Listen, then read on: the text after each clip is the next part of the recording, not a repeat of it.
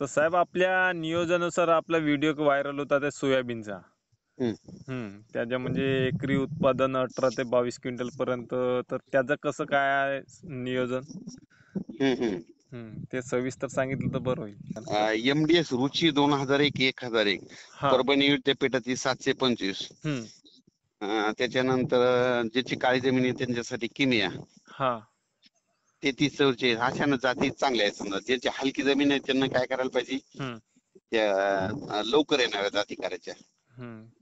परभणी विद्यापीठाने काढली आता नवीन लवकर येणारी, म्हणजे हो का? 9305 आहे का, हा. 9305 आणि ती सेम आहे, पण त्याच्यातले कॅरेक्टर परत हे केले त्यांनी.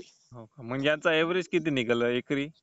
साधारण ते समजा रुची ह्या जर केल्यानं 725 आहे, काही न करता 10च आवृत्त येते त्यांना.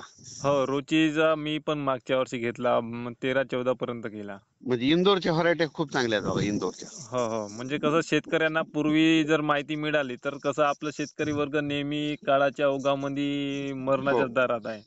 हो. त्यामुळं आणि त्यांना कसं शेतकऱ्यांना काय करा, शेतकऱ्यांना पेरणी करत असताना 1 फूट ओल गेल्याच्या नंतरच पेरणी करा म्हणा. सोयाबीनची.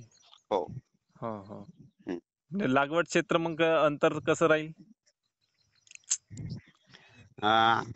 16 ते 18 इंच पेरणी करायची. 16 ते 18 इंचावर. पेरताना खत द्यायचा, गंधक टाकायचं हम्म. आणि 1 फूट ओल गेल्याच्या नंतर पेरणी घ्यायचा निर्णय घ्या, तोपर्यंत घेऊ नका. तेपर्यंत हो, नाहीतर ते दुबार पेरणीचं संकट घोंगावते. हो. यामध्ये सर तुमच्या ह्याच्यानुसार 15 पर्यंत जाऊ शकते. किमिया काळीची जमीन असली, किमिया ह्या व्हरायटी जातात ना 20 पर्यंत जातात. 20 पर्यंत जाते का? हो. हो का? बरं बरं, ठीक आहे.